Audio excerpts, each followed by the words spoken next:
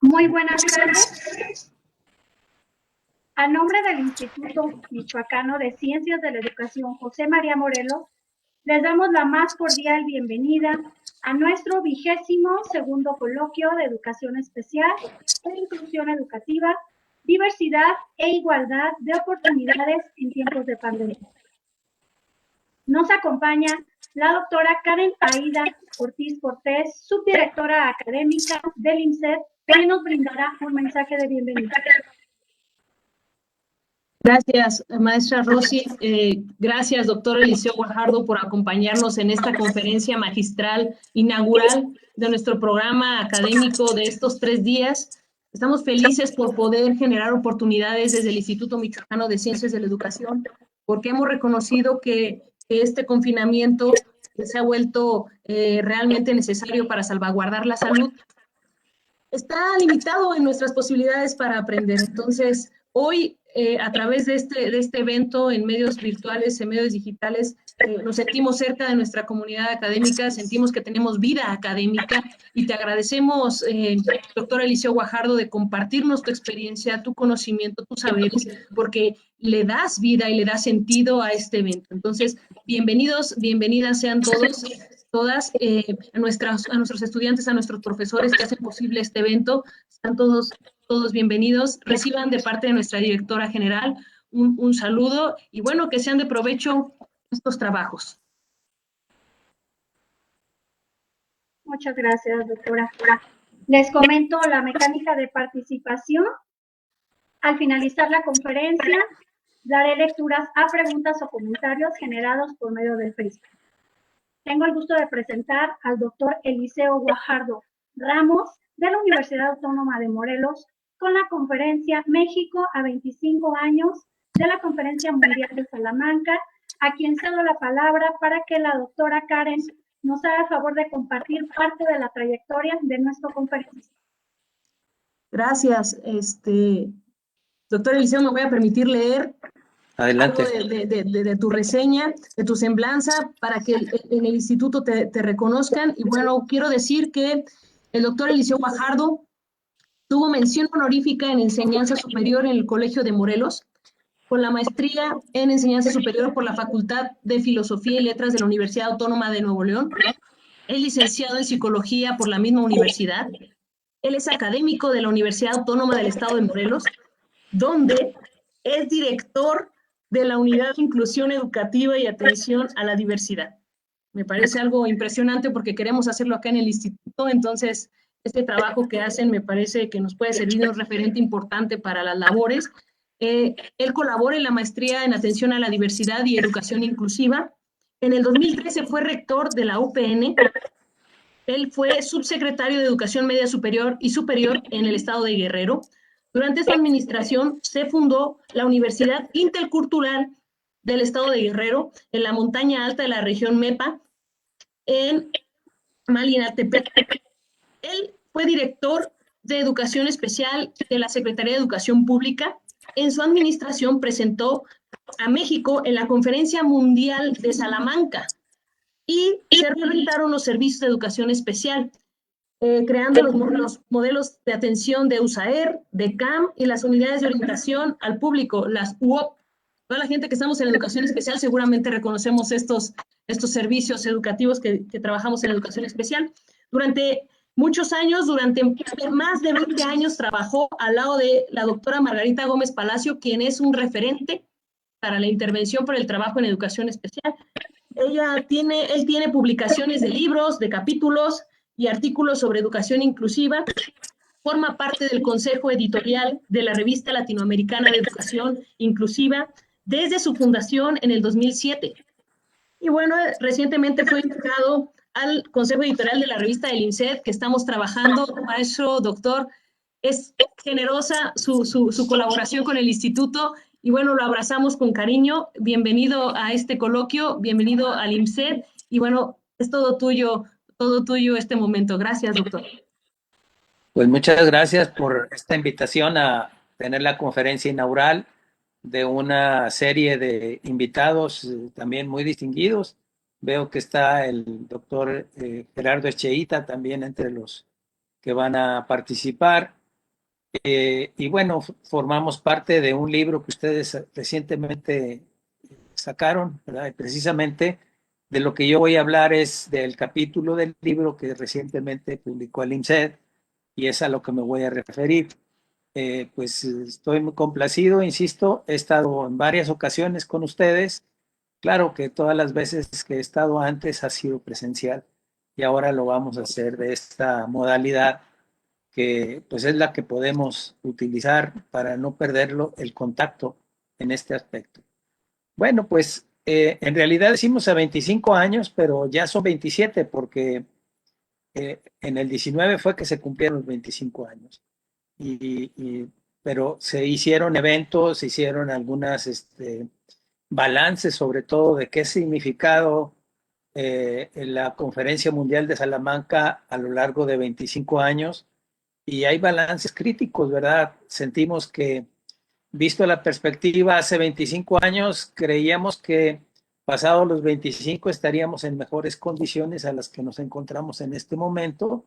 Entonces, pues el balance es de claroscuro, vamos a decirlo así, pero también todos estamos de acuerdo en que si no se hubiera dado la Conferencia Mundial de Salamanca, los pasos que se han dado hasta el momento no hubiesen sido posibles.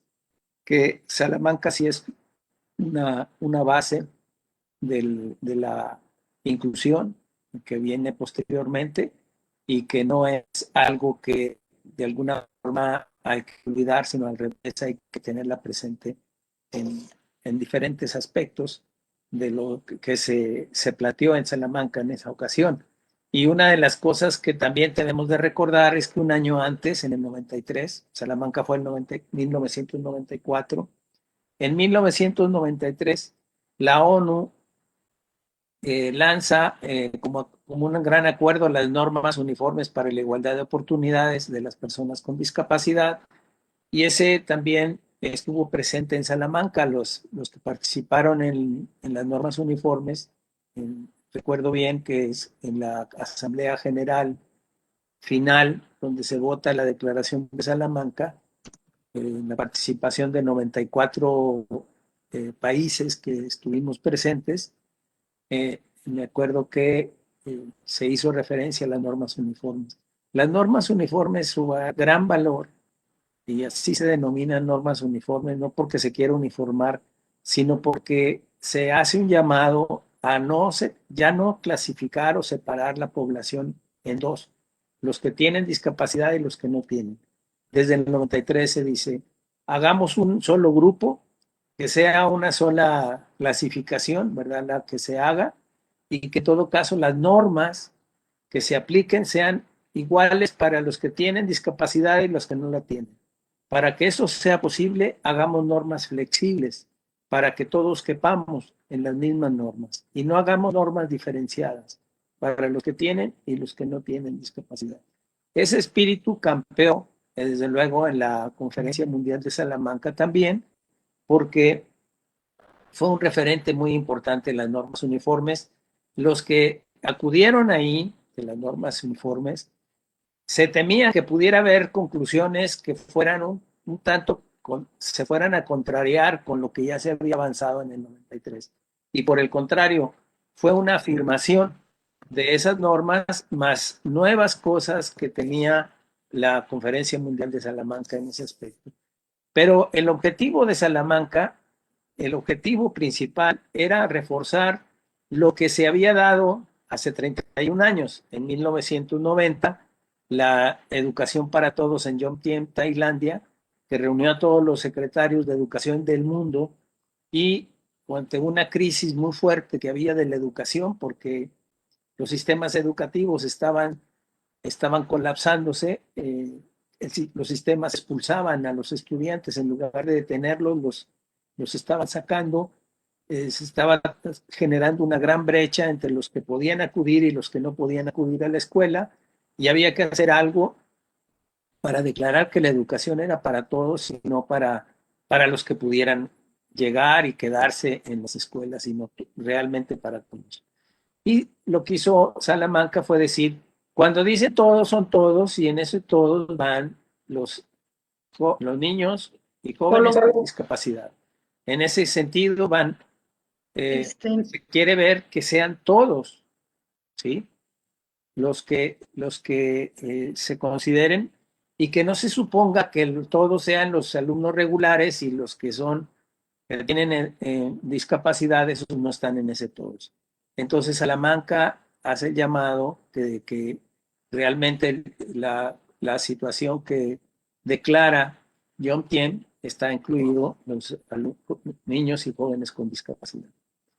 Ese fue el punto central. Y bueno, estamos a 9 años, ya nos faltan 9 años para llegar al 2030, al 2030, que son los objetivos que se plantearon en el 2015, que es del desarrollo sostenible, y que lo que hace aquí enfocar es sobre el desarrollo sustentable, que es el cuidado del medio ambiente y de la naturaleza, pues hacer un desarrollo del desarrollo humano, o sea, el desarrollo natural y el desarrollo de la humanidad, y que eso sea lo que prevalezca, y que todo el desarrollo que hay en el mundo favorezca a la humanidad y no vaya contra la humanidad. Y entre los 17 objetivos que tienen estos, el cuarto objetivo es la educación inclusiva. Entonces, pues es una reafirmación, una continuidad, una armonización de todos los esfuerzos que mundialmente se deben de hacer.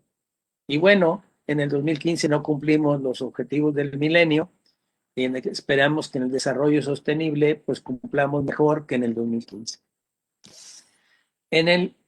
Haciendo un poco de recapitulación, es bien importante saber que en los años, a la mitad del siglo pasado, del siglo XX, en los años de 1950 o 60, hubo un gran reclamo de las familias, en las escuelas, de una población que no estaba incluida ni en la educación regular, porque reprobaban los niños, ni en la educación especial, que eran los niños con discapacidad, sino había unos niños que no tenían discapacidad, pero que sí tenían problemas y que ya no cabían en las escuelas regulares y que tampoco cabían en especial porque no tenían discapacidad, que eran los niños con problemas de aprendizaje. Y esos niños con problemas de aprendizaje tenían una inteligencia normal, regular, vamos a decir, o superior incluso, pero no aprendían matemáticas y no aprendían tampoco lectura y escritura. Ese tipo de niños era una población intermedia entre regular y especial, y se quería que fueran atendidos en este caso. Y bueno, la educación especial los acoge, y ahí en ese aspecto la educación especial tuvo un papel muy importante para abrir un área que era nueva en esa época, un área nueva que sería la educación para niños con problemas de aprendizaje. Pero fue en los países desarrollados, en nuestros países en América Latina, esto vino a darse hasta los años 70, y fue que cuando se creó la Dirección General de Educación Especial, la primera directora fue Almira Mayagoitia, algunos lo saben bien. Ella abrió esta área de problemas de aprendizaje con algo que se denominó grupos integrados. Los grupos integrados que se diseñaron en los años 70 fueron reestructurados, reforzados, ordenados, diríamos, por la doctora Margarita Gómez Palacio, primeramente en Monterrey y luego a nivel nacional desde México, porque fue la que luego siguió como directora general de Educación Especial. Y bueno, se trabajó un enfoque de carácter psicogenético en este caso, que también muchos conocen, primeramente para trabajar con el área de problemas de aprendizaje. Y esto fue muy importante porque también había una crisis muy fuerte sobre quienes tenían problemas de aprendizaje, y cada vez más niños tenían problemas de aprendizaje.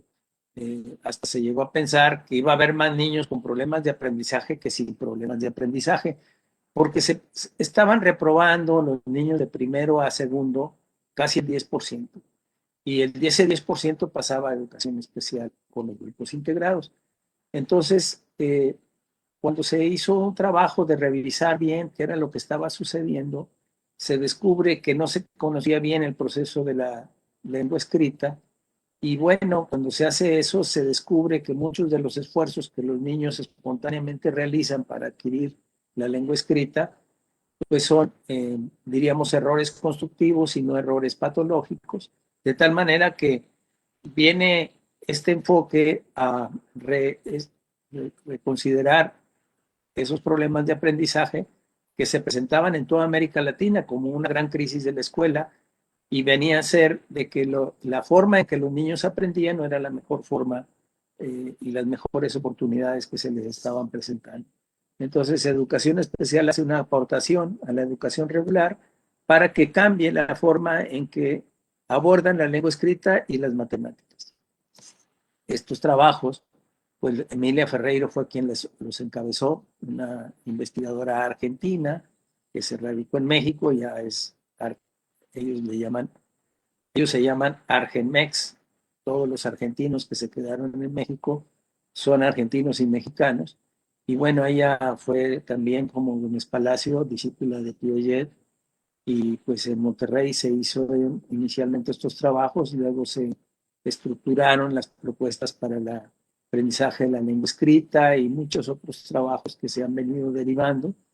Y pues Emilia, y en el caso de México, Emilia y Margarita Gómez Palacio, con su equipo de colaboradores, pues de alguna forma impactó en una manera distinta de aprender y que no se patologizaran, pues porque había toda una, yo diría, una especie de industria de la dislexia. Todo era dislexia, entonces había que diagnosticar, y cualquier inversión de letras, omisión de letras al escribir ya era dislexia, y entonces aquello era algo que no se podía controlar. Estos trabajos vinieron a revisar y a detener, contener un enfoque equivocado sobre los problemas de aprendizaje en ese sentido.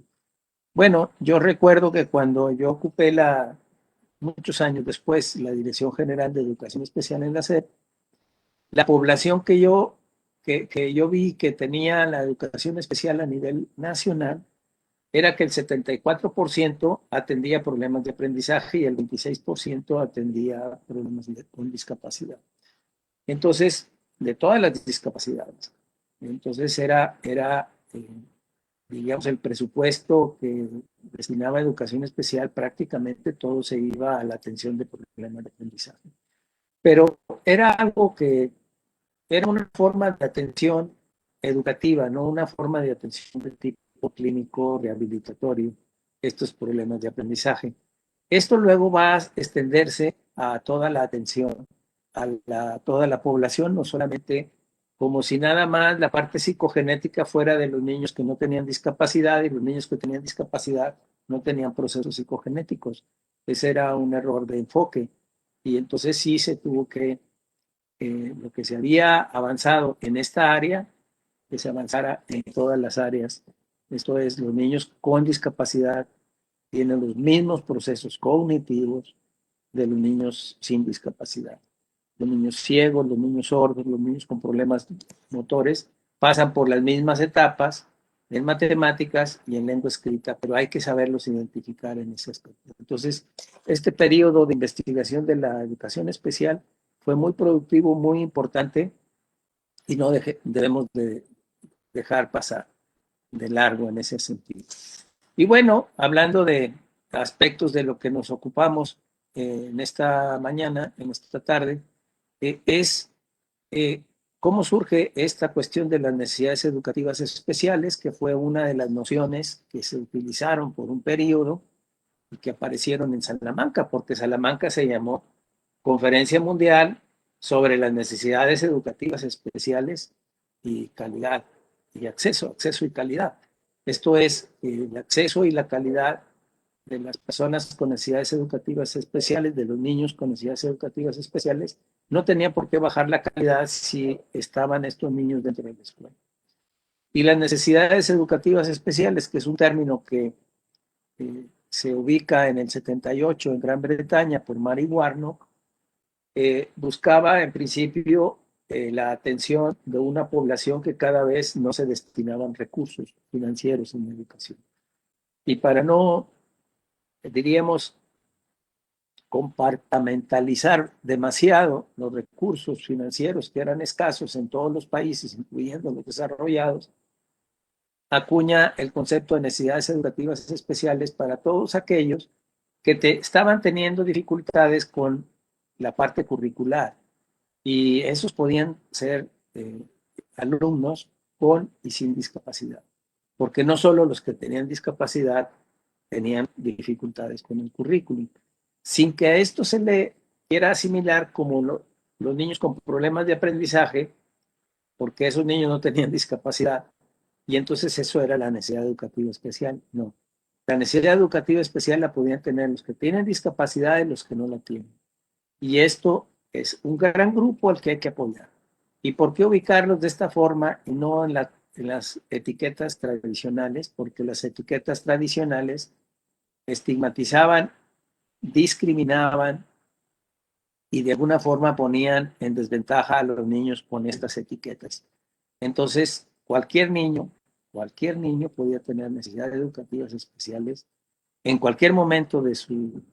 Esto es que todos los niños pasan por necesidades educativas especiales. Esta era una noción muy amplia y que algunos tenían, era cuestión de grado, unos tenían más intensamente estas necesidades o por más tiempo, pero había que atenderlos.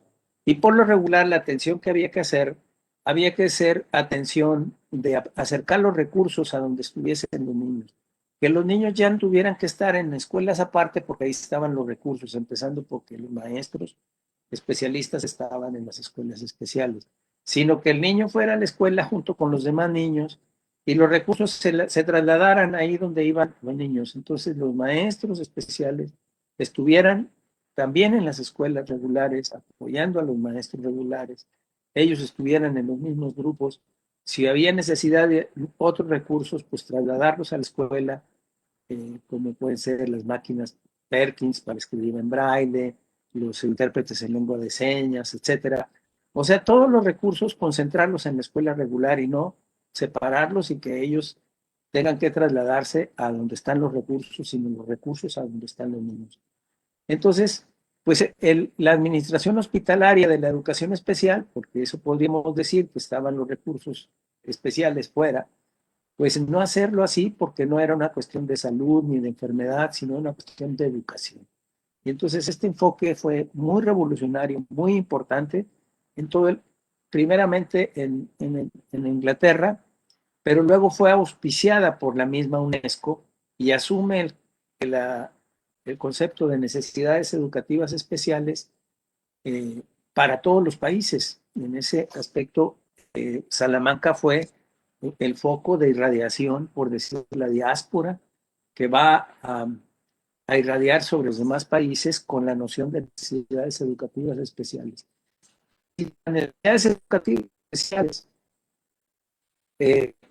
eran problemas con el currículum, pues lo que había que hacer era flexibilizar el currículum, como decíamos en las normas uniformes, que sean las mismas, que no sean diferentes, que no haya dos currículums, uno para los que tienen, diríamos, necesidades especiales o algunos tenían problemas de aprendizaje con discapacidad y los niños regulares, en este caso, sino que sea el mismo y con flexibilidad.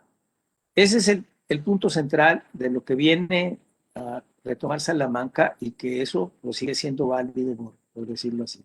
Ya dijimos que en el caso de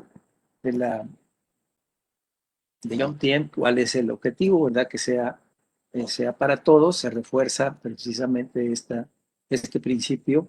También en ese sentido es el fortalecimiento que hemos referido anteriormente.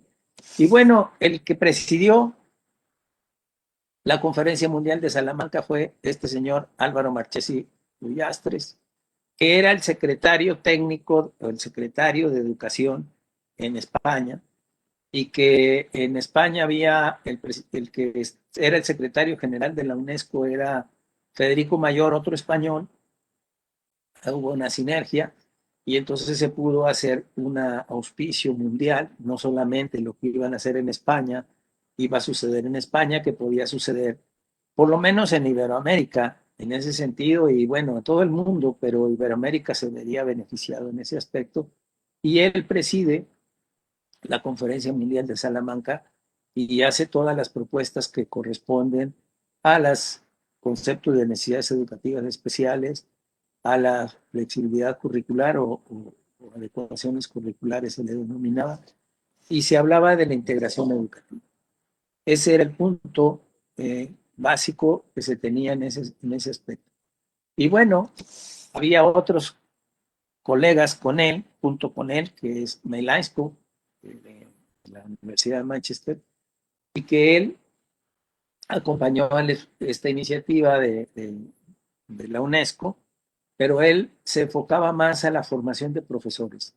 ¿Qué condiciones los profesores deben de tener para que respeten las necesidades educativas especiales, hagan adecuaciones curriculares, integren a todos los niños, sin excepción? Pues él se ocupaba de eso porque el punto clave eran los profesores. Y entonces un experto en profesores es Melaisco, que por cierto ha venido a México, yo creo que, pues si no 10 veces, cercano a las 10 veces, y ha visitado muchos países de América Latina y otros países en África, en China, etcétera. Es un experto en lo que significa el trabajo profesional de los maestros. Y él acompañó a esta iniciativa y ahí estuvo en Salamanca. Otro que estuvo ahí es Seamus Hegarty, que tiene un proyecto editorial muy interesante sobre, en este caso, lo destinó también a la integración educativa. Se publicaron muchos trabajos, se reunieron muchos esfuerzos, diríamos, para un desarrollo conceptual al respecto, y Hegarty es un experto en evaluación también, y él, la parte de evaluación viene a jugar un papel muy significativo porque se buscaba que la educación no bajara su calidad por el hecho que hubiera presencia de estudiantes, diríamos, con discapacidad en este caso. Y bueno, el planteamiento era sólido en ese sentido y Hegarty es un referente también muy significativo. El otro que todos conocen también, Gerardo Cheita, él estaba muy joven, hace 27 años, de tal manera que era la gente que estuvo tallando el lápiz para poder atender lo que eran los 3 días de Salamanca, que eran 7, 9 y 10 de junio del 94, y era de las personas más activas, entre los que estuvo en las traducciones de los documentos oficiales de la Declaración Mundial de Salamanca. Él ha referido que cuando había que hacer la versión en español del documento, del informe final, dudaron en decir que se llame integración educativa o inclusión educativa. ¿Por qué? Porque le sonaba que era más en español, no era un anglicismo hablar de integración, pero inclusión sonaba como que fuera inglés, inclusion.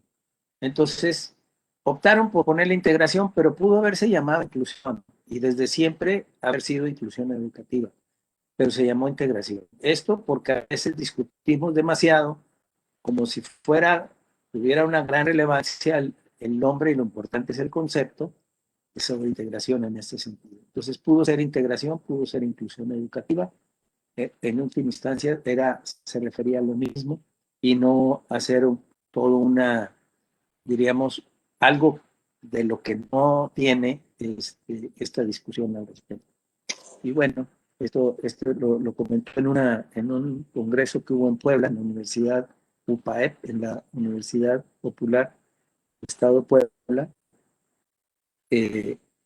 Universidad Popular Autónoma del Estado de Puebla, UPAEP se llama, invitó a Gerardo Echeita, a Tony Wood, que casi él no ha venido mucho, y bueno, pues ellos son,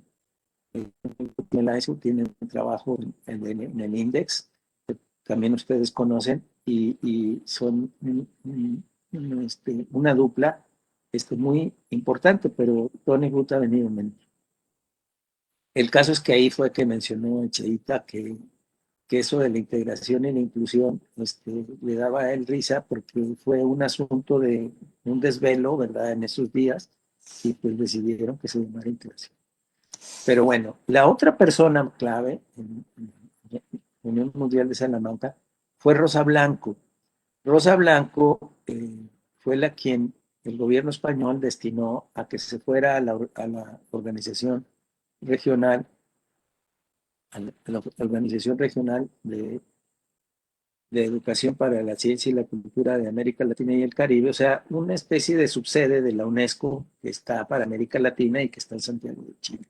quien iba a ir era Cheita, pero Cheita finalmente no pudo, y quien pudo acudir fue Rosa Blanco, y ya se quedó, ya se hizo chilena también, y ahí ha estado, pero en muchos países, aquí en México ha venido también bastante, estuvo dándole un acompañamiento al proceso que se dio en México, desde la reorientación de los servicios, la integración educativa, la inclusión educativa, etcétera, etcétera. Entonces, y la educación inclusiva. Ella es también un referente, tiene muchos trabajos en la revista latinoamericana de educación inclusiva, y bueno, y documentos centrales. Ella estuvo, por ejemplo, en el 2008 en una reunión donde se cambia de integración educativa a educación inclusiva, en la misma UNESCO. Climent Giné es un catalán de Barcelona, en donde él es un experto en discapacidad intelectual y la evaluación que hay que hacer de los aprendizajes de los niños y jóvenes con discapacidad intelectual. También una personalidad muy significativa, y que estuvo también colaborando en la Conferencia Mundial de Salud.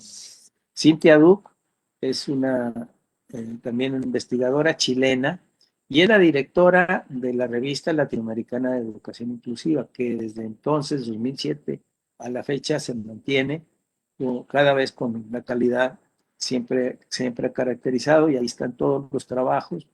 Que, por cierto, se pueden encontrar todos los números en línea, y todos los pueden gratuitamente acceder a ellos, de todos los temas de inclusión. Entonces, ella también estuvo ahí en Salamanca, y pues ha apoyado y se ha mantenido durante todos estos 27 años trabajando para la educación inclusiva. Alguna vez organizaron un diplomado, recuerdo, para América Latina, que era un diplomado a distancia. Se podía trabajar todo lo que es la integración educativa en ese entonces, y un diplomado para los profesionales de América Latina y el Caribe en ese aspecto. Y bueno, esto de las necesidades educativas especiales y las adecuaciones curriculares para la integración, pues no debemos de perder de vista que su definición original era que esas necesidades se presentaban para cualquier estudiante, se presentaba frente al currículum. No era porque había discapacidad que tuvieran las necesidades curriculares, sino las necesidades curriculares no eran motivo de la discapacidad, porque los que no la tenían también las podían tener, las necesidades educativas especiales. Entonces, realmente estas se presentan en la interacción con el currículum, y no es la causa de la necesidad educativa especial, y esto desde el principio no se definió de esta manera. Y bueno, otra cuestión que yo quiero hacer referencia es a la Organización Mundial de la Salud, que hay tres hitos, tres momentos claves en lo que es la definición de la discapacidad. La primera atisbo, y qué bueno que venían de la Organización Mundial de la Salud, el primer atisbo de tener un enfoque social de la discapacidad fue fuertemente apuntalado por la Organización Mundial de la Salud, la OMS. En 1980 pasaron muchas cosas, como pueden ver, lo de Emilia Ferreiro, lo del aprendizaje, lo de las necesidades educativas especiales de Warnock, lo de la OMS en este caso, que dice, no es lo mismo deficiencia y discapacidad. Deficiencia sí se refiere a la parte orgánica, ¿verdad? La parte funcional, que puede ser la parte de funcionamiento corporal, de cualquier forma, o sea, la ceguera, la sordera, el problema motor, el problema de deficiencia mental, etc. Sí, esta es esa parte.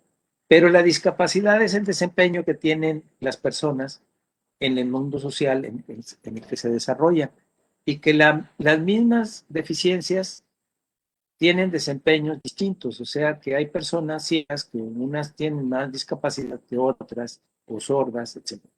Entonces, ¿qué hace la diferencia? Pues el desempeño social, el entorno social en el que se mueven, y la parte social, la parte del individuo, ¿verdad?, que tiene pues, su entorno, es lo que define su discapacidad, pero no como causa la deficiencia.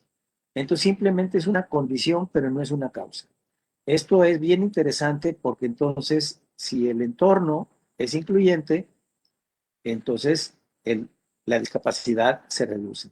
Si el entorno es excluyente, entonces la discapacidad se incrementa. Por eso, de alguna forma, es más responsable el entorno para la discapacidad que la misma condición orgánica de la deficiencia, de tal manera que esto hace un enfoque totalmente distinto en ese sentido.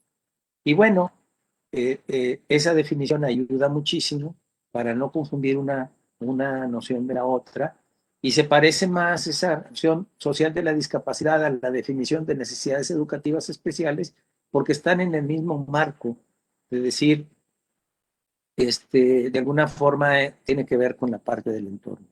En el 2001 ya no hicieron una diferencia, sin desconocer la diferencia entre deficiencia, discapacidad y minusvalía por las condiciones sociales, hay una definición más abarcativa de la discapacidad que abarca la discapacidad, la definición de deficiencia, de discapacidad en sí y de toda la exclusión que pudiera ser objeto de una persona con discapacidad. Entonces hace una definición más integral en el 2001. Y en el 2011, pues dice, en realidad todos estamos cercanos en el mundo de la discapacidad. El que no la tiene la puede tener por un accidente, el que no la tiene la puede tener porque pues está con la edad, se va adquiriendo la discapacidad por la misma vejez, por decirlo así, o en algún sentido diríamos que la discapacidad es una cuestión de grado y no de tipo. Entonces es un poco decir, todos tenemos discapacidad, ¿verdad? Socialmente hablando, en un sentido o en otro, pues nada más que es cuestión de grado y no de tipo. Entonces no tenemos por qué clasificarla de manera apartarla. Esto es otro refuerzo, por decir, a este tipo de enfoques sociales para la población. Y luego viene la convención, ¿verdad? En el 2006, que todos conocemos. Y bueno, esto es, pues, por decir, la norma más alta. Se ha llegado más lejos con la convención porque es vinculante, no es recomendación, es algo que deben los países miembros de la ONU seguir, y quien no siga las recomendaciones está en falta y puede desde haber sanciones hasta debe estar obligado a hacerlas. Pero si se fijan, entonces vuelve la discapacidad al centro, cuando estábamos con y sin discapacidad, con las necesidades educativas especiales, con muchos elementos, y luego otra vez se centra en la discapacidad. Pero en la discapacidad, en concepto social de discapacidad y no en el concepto orgánico de la discapacidad o la deficiencia. Y esto a veces creo que ha faltado para que muchas cosas avancen en los propósitos y en los objetivos del milenio y en los objetivos del desarrollo sostenible, etcétera. Si no se tiene clara ese concepto social de la que la convención hace referencia, de lo que la OMS hace referencia, de lo que la Conferencia Mundial de Salamanca hace referencia, entonces caemos en errores y en retrocesos al respecto. Entonces, pues bueno, con todos estos elementos de la convención, con todo esto que hemos dicho, la Oficina Internacional de Educación, que pertenece a la UNESCO, pero está en Ginebra, reúne expertos, entre esos estaba Rosa Blanco, entonces fue cuando dijeron, es que la integración y se ha entendido mal la integración y se ha entendido mal las necesidades educativas especiales, entonces cambiemos a hablar de educación inclusiva y ya no hablemos de necesidades educativas especiales, hablemos de barreras para el aprendizaje y la participación, que se vea clarísimamente que está en el entorno y no forma parte de las personas. Porque dice Rosa Blanco algo bien importante, dice, se confundió las necesidades educativas especiales de los alumnos con los alumnos con necesidades educativas especiales. Y al hablar de las necesidades educativas especiales de los alumnos, estamos hablando de todos los alumnos. Y al hablar de los niños con necesidades educativas especiales, es como si él tuviera, diríamos, inherente una especie de discapacidad inherente y que sea sinónimo necesidad educativa especial y discapacidad.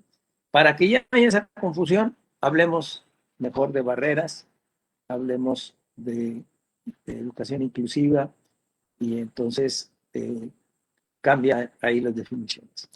Y bueno, en México, hablando en México, pues se hablaba de la integración educativa y en México hubo dos integraciones educativas. La integración educativa que se refiere a la atención a los niños con discapacidad y la atención educativa que se refiere a los niños con y sin discapacidad. O sea, la definición de necesidad educativa especial con y sin discapacidad frente al currículum y la definición de que la necesidad educativa especial tiene un componente de la discapacidad. Dice, por motivos de discapacidad. Y los motivos no son de discapacidad, son motivos de currículum. O sea, la necesidad educativa especial se presenta por el currículum, que está rígido, que no es pertinente, que no está suficientemente, digamos, flexible. Por eso se presenta, pero no porque tenga discapacidad. Pero hay quien dice, es por motivos de discapacidad. Y esto lo regresa a que se trate de la discapacidad en ese aspecto.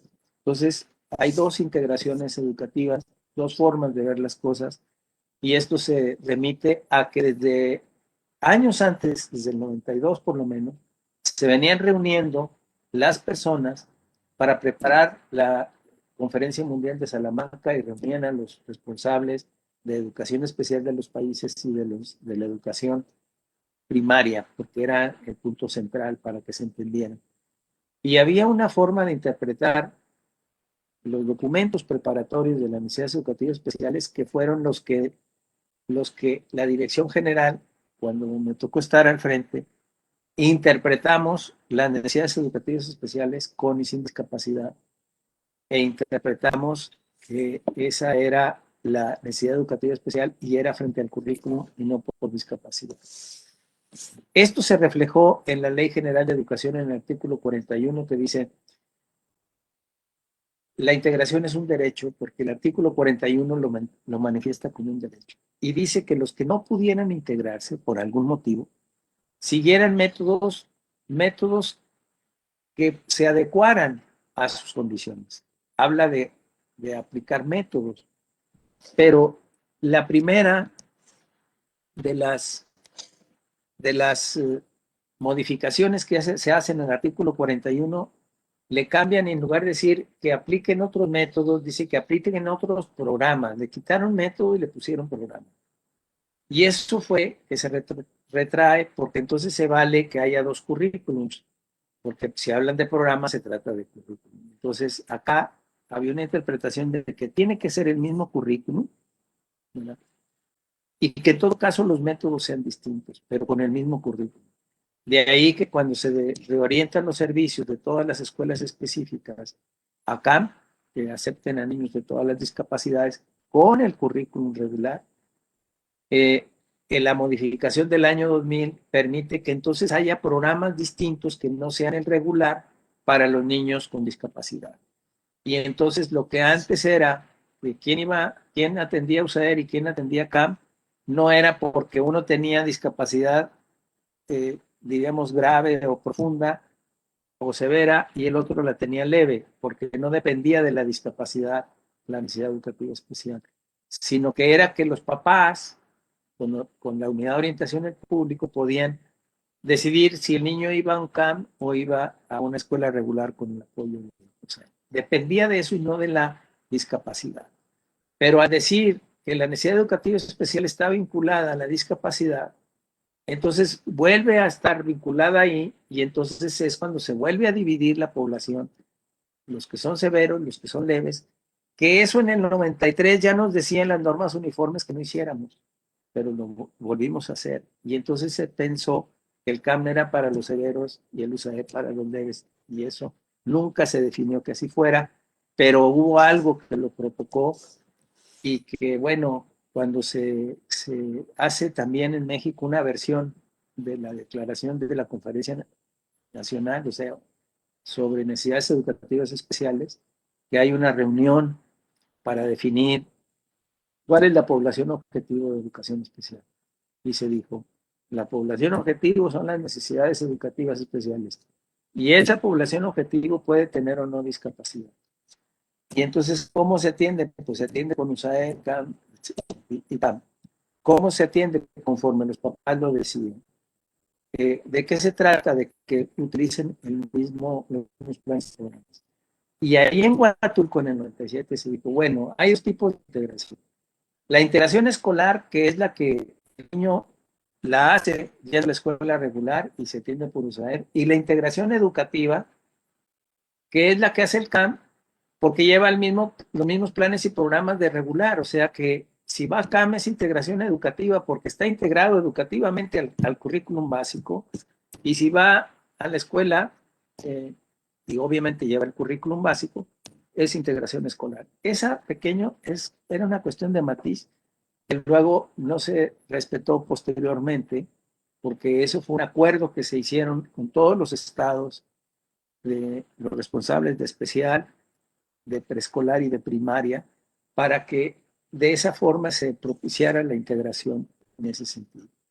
Y bueno, lo que les decía, que el primer cambio, el artículo 41, cambió métodos por programas y entonces sí separó a la población. ¿Por qué? Porque había dos programas paralelos, el programa de especial y el programa de regular, que ya se había eliminado para que todo el mundo llevara el programa regular con adecuaciones curriculares, pero fuera el mismo programa para que pudieran tener el certificado realmente, porque si no, no se podía tener, etc. Luego ha habido dictámenes de la Suprema Corte que dicen no puede haber dos poblaciones, todo esto que ellos dijeron no, que no debe hacer, ya desde antes no era, pues, siento que una especie de desviación. Y no vino la decisión en el 2002 en el programa de la especial de la integración educativa, porque hay para la población objetiva. En Guadalupe dije, los niños con necesidades educativas especiales. Y tener un programa, los niños con necesidades educativas especiales, preferentemente con discapacidad. Y eso preferentemente se hizo únicamente. Entonces, ¿cuál niño con necesidades educativas especiales y discapacidad? Acceso a la discapacidad con para las necesidades especiales. Y esto, para mi punto de vista, es un reto de prevenir una integración distinta de la que teníamos anteriormente, y entonces hay interacciones educativas, no se distinguen, pero sí se permiten posibilidades. Bueno, ahí y lo que fuera de las de mí, todo parece la Una pequeña interrupción, que se está yendo un poquito su audio y quiere apagar su cámara, aunque nada más se vea la pura proyección, porque únicamente se escucha como entrecortado. Gracias, doctor. Sí, si quiere apagar su cámara, a ver si eso mejora un poquito el audio.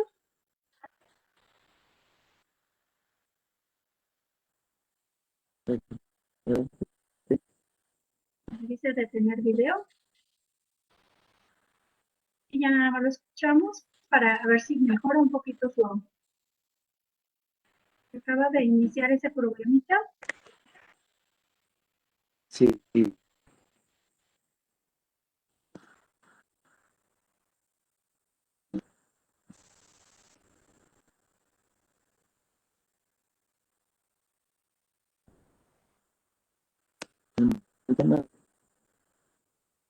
También. Ya. A ver, doctor, si gusta. Ahí estamos. Ahí se escucha perfecto. Muchas gracias. Bien. Muchas gracias por avisar, porque uno no. Entonces, la norma es desde el 94 que hubo esta situación, reaccionan hasta el 2004 y toda la operación de los servicios ya se había reestructurado, ya se habían reorientado, ya estaban en otra situación y los profesores formales seguían saliendo con las mismas para un servicio clínico rehabilitatorio y no para un trabajo ni de integración, ni de inclusión, ni nada que se le pareciera. Y bueno, pues significativo este plan de estudios.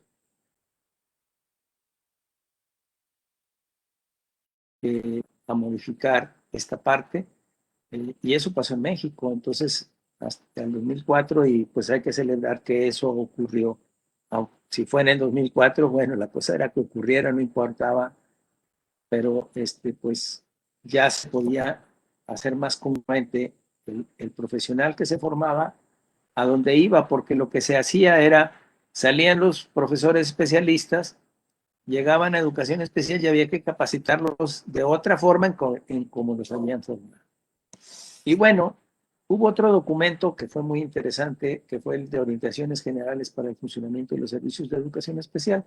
Y ese fue muy, muy federalista porque decían, bueno, todo mundo haga sus orientaciones para el funcionamiento, sus lineamientos de cómo funciona, ¿verdad? Todo mundo hágalo, y si no lo puede hacer, pues por lo menos lleve estos, supletoriamente lleve el de orientaciones y ya sería como una especie de un piso y que no estuvieran sin ninguna norma, sin ningún lineamiento.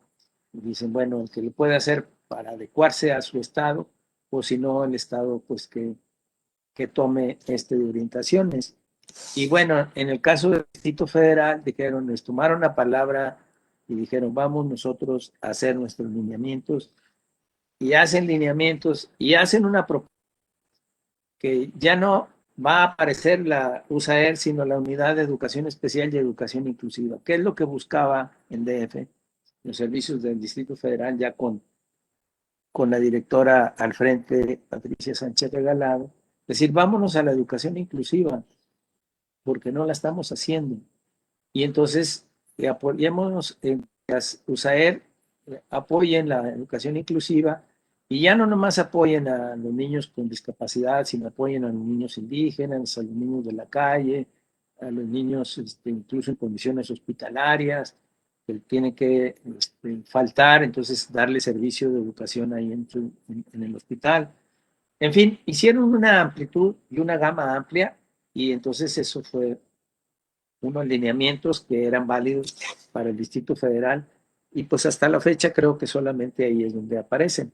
Pero bueno, fue una condición. La otra fue, pues, que también la normal es de educación especial, el currículum, los planes, el plan y programas del 2004, en el 2018 hacen una propuesta de hacer una licenciatura en inclusión educativa, recogiendo lo más que era posible, pues diríamos un enfoque social de la discapacidad para poder atender esto, identificar a los que sí tienen alguna dificultad efectiva y sí atenderlos, y los que no, pues, o sea, no patologizar a toda la población, sino solamente identificar a aquellos que sí lo tienen, que son mucho menos de los que nos imaginamos, y que haya ese enfoque más abarcativo, más amplio, más social de la discapacidad. Y este plan 2018, pues está por verse qué resultados se puedan tener. A mí me da gusto que en el IMSET se esté llevando este plan 2018, porque sería uno de los lugares donde nos pueden decir muchas cosas de qué pasa con el plan 2018, ya con experiencia al respecto. Y bueno, ya para finalizar, les quiero decir, hay un nuevo artículo tercero, donde la educación superior es obligatoria, ya no nomás la educación media superior, lo cual quiere decir que la inclusión va hasta educación superior.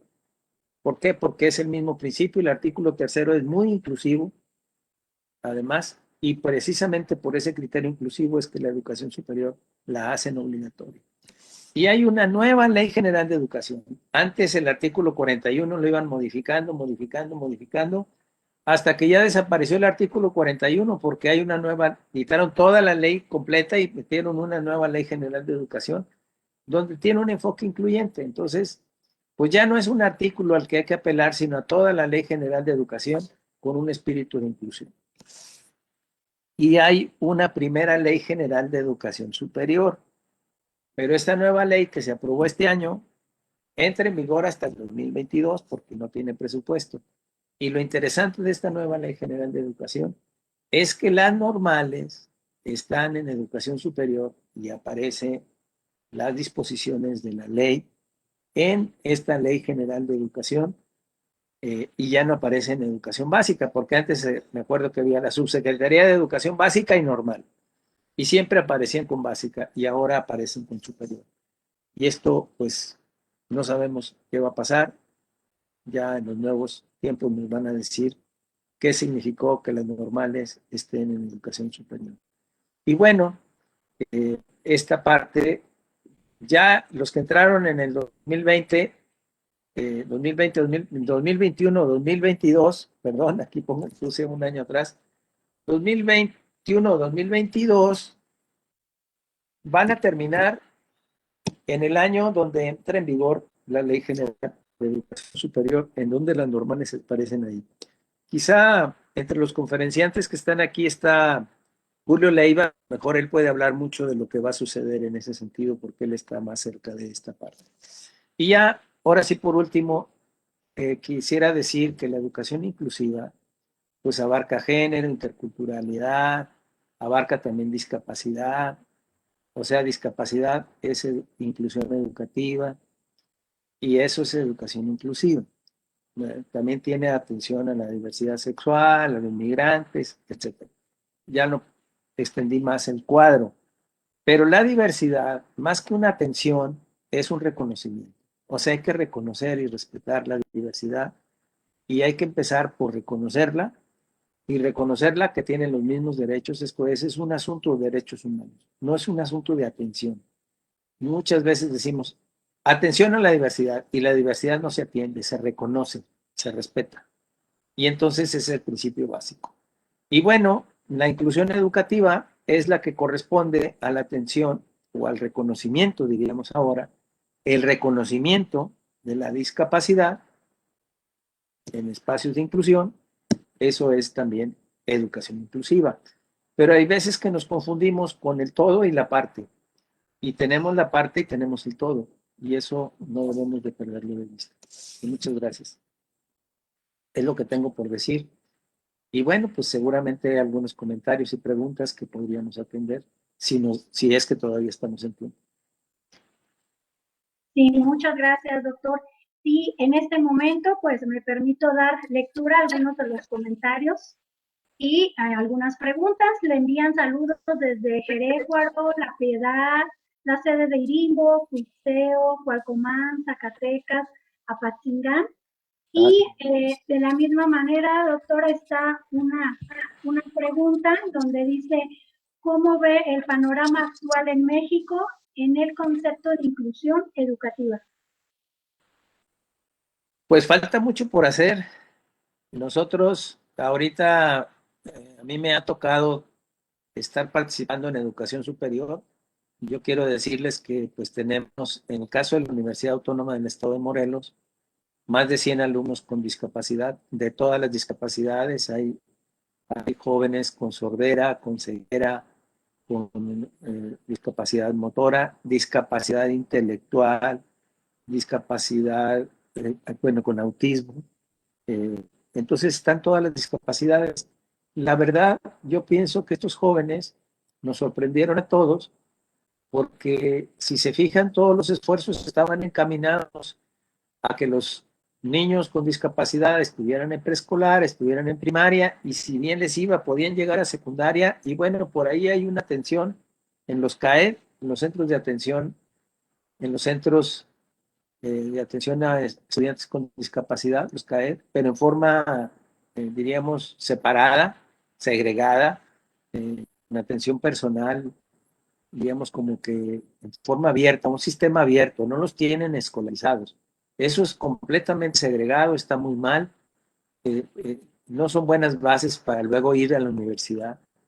Pero bueno, muchos dicen, pues antes que estén aquí, que al cabo no van a llegar a la universidad, pues resulta que están llegando a la universidad. ¿Quién decidió que fueran a la universidad? Ellos. ¿Hay algo que ayudó? Nada. ¿Qué es lo que pasó? Nos están demostrando de lo que son capaces. Entonces ellos realmente tomaron las cosas en sus manos y están llegando a la universidad. Entonces nosotros tenemos, y no es la única universidad donde hay jóvenes con discapacidad, hay en Tlaxcala, hay en Veracruz, hay en Nuevo León, o sea, hay muchas universidades. en la UNAM mismo, nada más que tenemos, diríamos, formas muy distintas de funcionamiento, porque como son autónomas, lo vamos decidiendo cada quien. Pero la presencia de los jóvenes con discapacidad me parece muy crítica, digamos que critica el sistema porque no los pensó para que llegaran. Tan es así que la educación especial solo llega básica, lo cual quiere decir que es lo que sucede después, como que pensaban, sus expectativas eran muy bajas para ellos. Y por lo mismo, pues yo creo que cuando se sepa, cuando se sabe que llegan a la universidad, yo creo que es una sacudida al sistema básico para que sepan, los atiendan bien, porque van a llegar a la universidad. Muchos, como todos, ¿verdad? No todos los estudiantes sin discapacidad llegan a la universidad, así ellos no todos llegan a la universidad, pero los que llegan y tienen una buena trayectoria académica. Ya tenemos egresados, por ejemplo, ya egresaron 4 estudiantes sordos, usuarios de lengua de señas de la Facultad de Artes. Acaban de salir 2 estudiantes del sistema abierto a distancia, el SEAD, de una preparatoria. Están en arquitectura otros, están en enfermería otra persona, o sea, están en donde ellos deciden estar. Yo creo que nos están dando una lección muy fuerte y hay que atender esos alcances que están teniendo los jóvenes con discapacidad y debemos de revisar lo que hemos venido haciendo, porque a 25 años y ahora decimos 27, creo que no hemos avanzado lo suficiente como lo que habíamos imaginado que en 25 años estaríamos. Yo creo que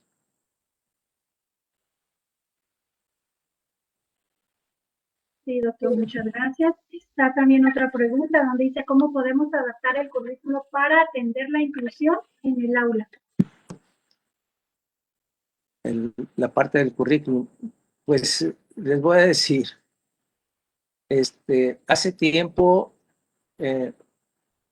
tenemos que pensar en el alumno que tiene discapacidad como si él fuera el único, diríamos, el único alumno que tenemos, ver los contenidos que tenemos que ver y lo que hagamos con él, si lo aplicamos para todos, funciona. Si lo hacemos pensando en los alumnos sin discapacidad y queremos que el alumno sin discapacidad entre en esa estrategia, no va a entrar.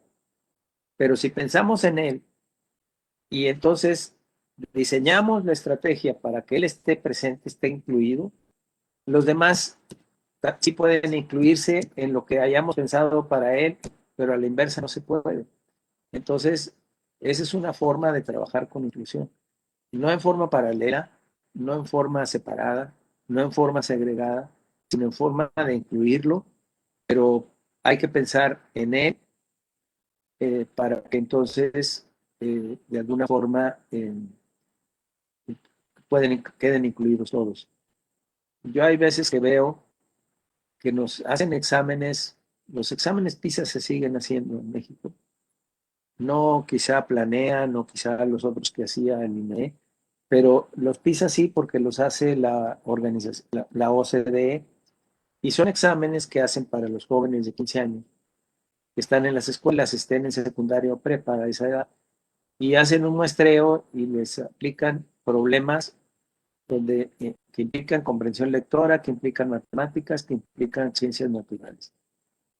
Y entonces nos comparan los países. Y cuando nos dan los resultados, vemos que estamos en un nivel que no es el nivel aceptable, ¿verdad? No es el satisfactorio. Y si nos dan eso, quiere decir que la mayoría está en ese nivel no satisfactorio. Y cuando vienen los planes, el nivel en el que arrancan es en el nivel de aceptable.